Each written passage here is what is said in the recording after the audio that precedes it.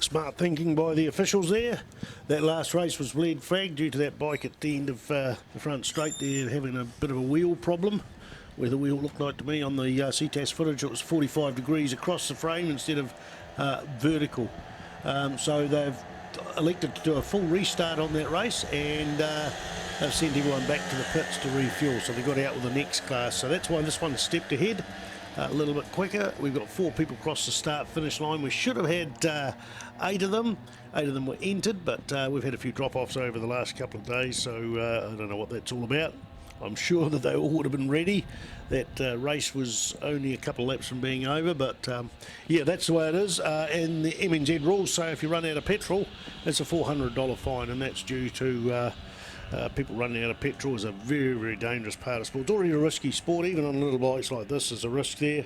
The reason being is you run out of gas and you've got someone right there following you closely, that can cause problems. So it was a coroner's recommendation after a fatality some years ago, that $400 fine. I'll tell you what, it's pretty well stamped it out. It's a shame they couldn't stamp it out without a fine, but that's how it is. And so good thinking by the officials. I don't know how much people run in their tanks, and it's a good thing. That lead bike there comes in on the inside there. What do we have here? We've got the out on the track now. We've got F23. I've still got the F22 in front of me because we're going to rerun that class. So this is the F23 is the final, race 23 of the couple of days. This is the 50cc, the A4s, and the modified and e-bikes. Unfortunately, Catherine Hazelwood was the only e-bike here for the 2021 Mini Moto GP is out of action, and she was very, very slow towards the end of the races yesterday. So my pick is it might be an older bike with an older battery that hasn't sort of been charged over the time and is not accepting a full recharge. That's disappointing, but never mind. So not out on the track at the moment. Right there, Joshua Gear goes through in first place. Now he qualified on pole position. We had no lap time on pole position, but he qualified on pole. Harpy there is in second place. Both John Paul College from Rotorua. In third place, Tararua College, Lucas Harmon, and in fourth place from John Paul College, Rotorua, Ashton Winterson. Fourth place disappeared off the face of the earth, has crossed the start finish line but parked up somewhere around the circuit. Can't quite see anybody out there. They're all very small bikes to be hidden in the distance. So that's my timing system, as I mentioned a little bit earlier.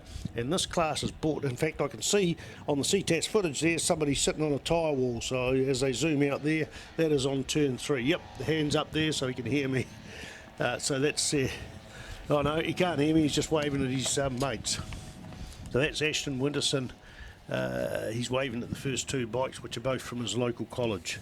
So he'll be no doubt there'll be a bit of jiving going home in the van as they head back to Rotorua today. So this class brought to you by Coastal Machinery Limited, CML, and SPB, Storm & Bikes. They are in the centre of Palmerston North. Used to be Manawatu Motorcycles, and that business closed up, and Norm has taken over that property and renamed the business Storm & Bikes, so full-time business for him. So at the moment, Josh Gear goes across the start-finish line with 2 laps to go. Harpy there in second place. Lucas Norman in third. That's the only 3 bikes out there on the track. Lucas has still got to come across the start-finish line. He's wearing the bright orange camouflage gear. So it looks like we haven't really got much left to go. This is the A3 class, C class final. Where am I going? A4 class final. Looks like we've only got 1 race to go in the day, and that'll be the sidecar. So let's run through the officials. The MNZ, Motorcycle New Zealand steward, Nigel Armstrong, coming along from the Hawke's Bay. President of the NZMM's RC and the NZSSMBR, Paul Emerson. Clerk of the course is Rebecca Armstrong. Tim Gibbs from Timekeeping. Tim and Joan Gibbs, it's got listed, Timekeeping. Try to read 2 lines at once. One says time, one says Tim. So my brain's getting a bit ahead of me eyesight.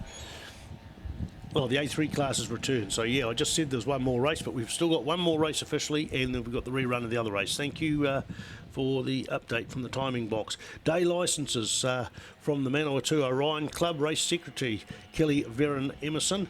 COVID Regulations Officer Roger Emerson, Claire Reading. Points calculating team, we've got Alex Clement and Zeth Jackson. Commentary team, Grant Collingwood, Ctas. We've got Joseph Sheriffs there on the Ctas camera.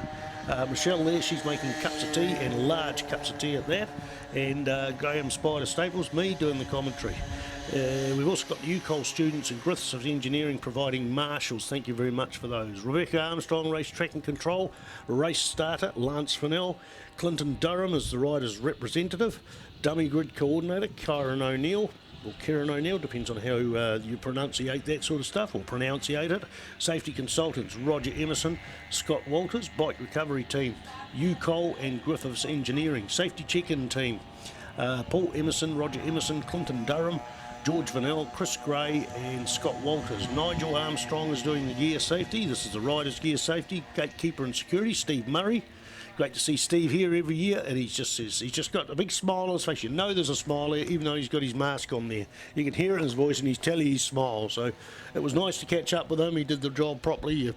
Over to the car with his mask on, with a scanning sheet, and a nice little chat there both mornings. I might even go and see him after on the way out, see how he's doing with life. It's nice to catch up with people. Pit area safety officer Scott Walters, and first aid and ambulance is Pro Med. So we've got the white flag out. This is the final lap. This is a final lap, and what have we got? Joshua Gear out in the front, a 1:35.736 is his best lap time in the last lap. Iha Harpy, same again, best lap 1:38.156 in that same lap, and in third place we had Lucas Harmon in the last on the track there. So Lucas is coming into turn 3. We've had the checkered flag out and waved for Joshua Gray, a 1:32.334, so he just got faster and faster. Looking out on that track, the only patch, we got a breakdown. We got a breakdown right on the apex coming onto the start finish line. I'm just about thinking that bike could be picked up and chucked over one shoulder and sprinted to the line before the third place Lucas Harmon gets in there. Remember, we had someone finish with a 7-minute and 2-second lap time. Is this going to be more than 7 minutes? No, they've got it going.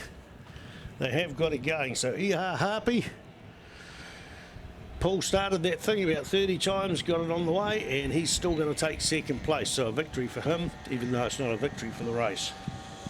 He'll be a little worn out, but never mind. And third place there, coming across there, Lucas Harmon. So that's the final of the unmodified 50cc and e-bikes, Group C. All right, folks, just going to give you a bit of peace and quiet.